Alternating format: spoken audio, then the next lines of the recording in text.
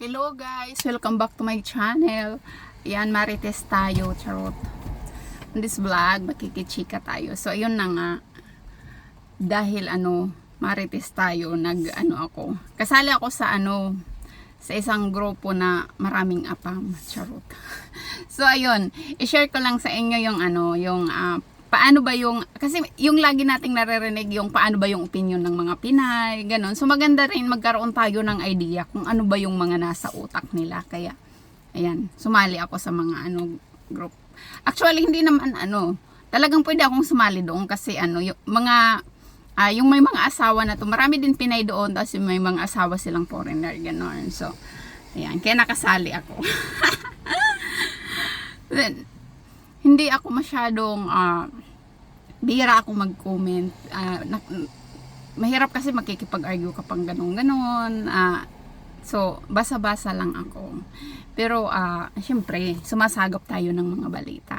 So, ano yung opinion nyo sa ganito? Ganito sila mag-isip kasi kung dati alam nyo yung mga foreigner, kumbaga nauutakan ng mga Pinay. Ngayon hindi na, bihira kayong makakautak ka na tas magugulat ka rin talaga mostly paano sila mag-isip ngayon. Alam mo yung hindi ako natuwa sa So yung isang post doon, ito na. Yung sabi ng isang post, ano ba yung opinion nyo sa ganito? Yung asawa niyang Pinay, parang laging na-prostrate kasi walang naka-invest sa pangalan ni Pinay. Alam nyo yung mga comment doon, magugulat ka.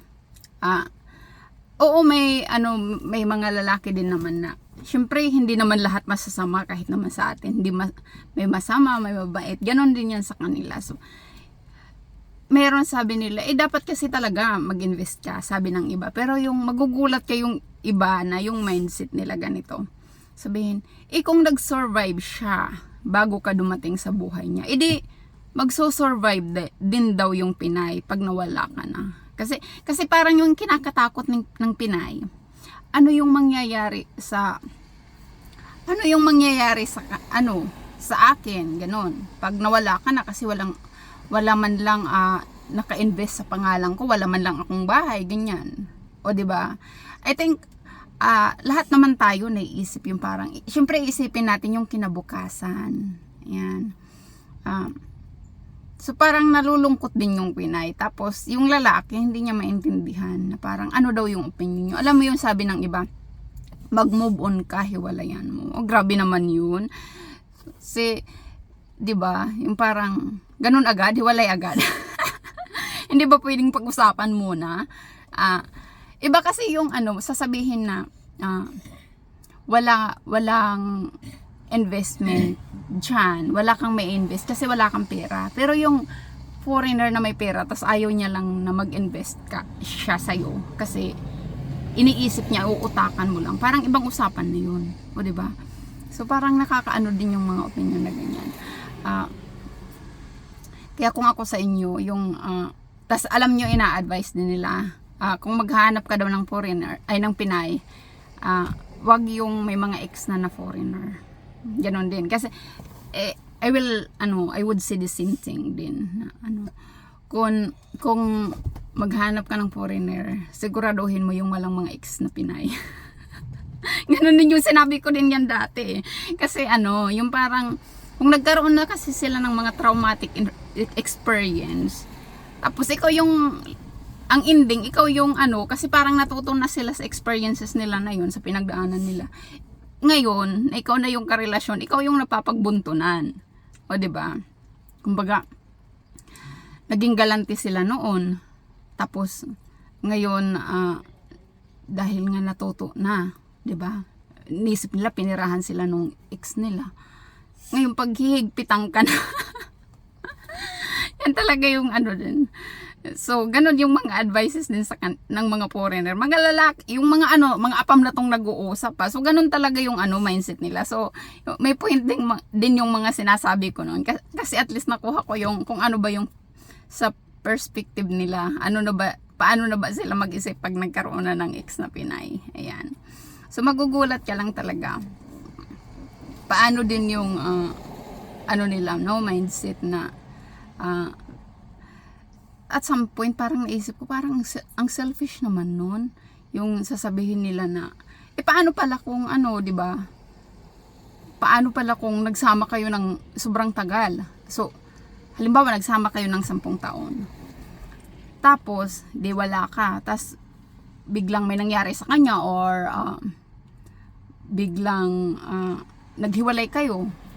So, of 13 years, parang nagsisimula ka ulit dahil lang sa hindi sa talagang walang-wala, ay dahil lang sa hindi ka binigyan ng ano ng foreigner mo na, you know, hindi ka man lang binilhan ng bahay. Tapos yung masaklap pa dyan, kung sa buong 10 taon na yon, maganda yung ano, yung sitwasyon ng buhay nyo, yung parang hindi kayo hirap sa buhay dahil nga may pera yung foreigner.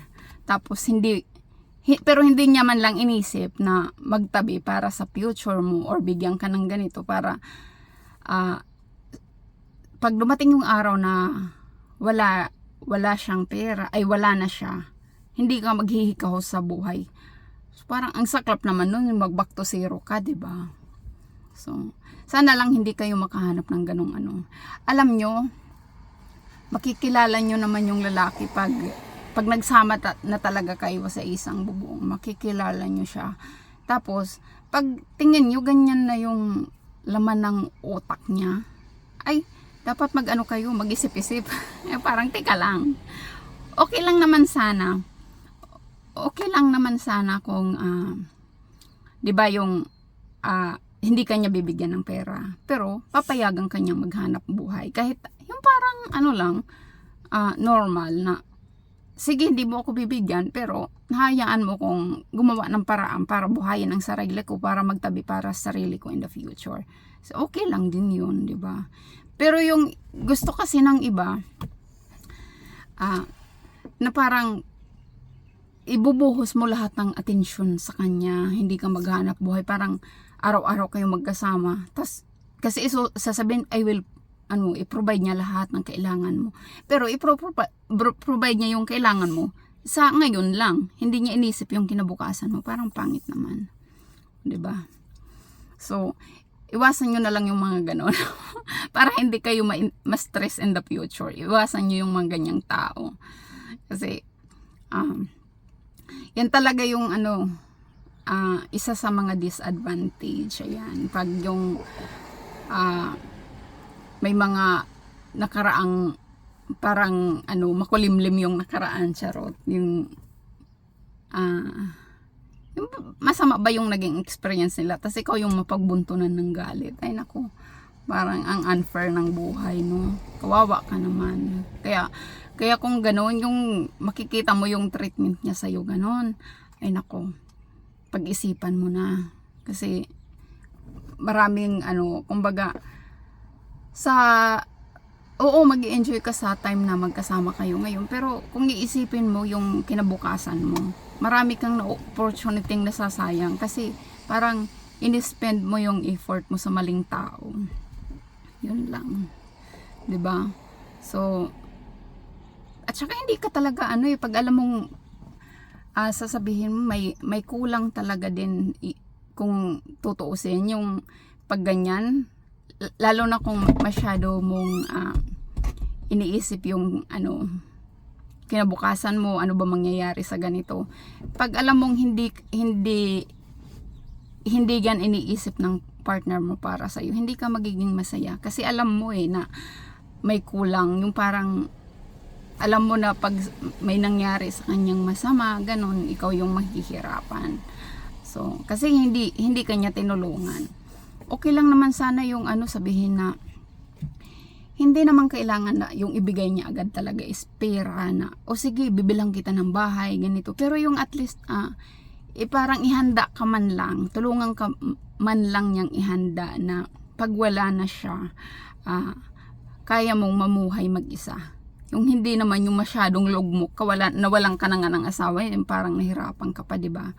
Or, yung kahit hindi kayo mag-asawa, nawalan ka na ng karelasyon, gano'n. Lalo na pag anakang ka, edi doble ang hirap, di ba? Yan. So, para lang aware kayo guys, may mga ganong tao na mag-isip. At sa nakita ko talaga dun sa mga comment, marami sila na ganyan na, ay, ano, iniisip niya lang yung ano, future niya. Yan, hindi niya iniisip yung ngayon na magkasama kayo. Ganun. Iwan mo yan, ganun. Iwan agad. Makaka-stress. Iwan agad, di ba? So, yun. Ayan, sa next topic tayo. Ayan. Maraming salamat sa patuloy na pagsuporta sa akin. Ayan, see you on the next one.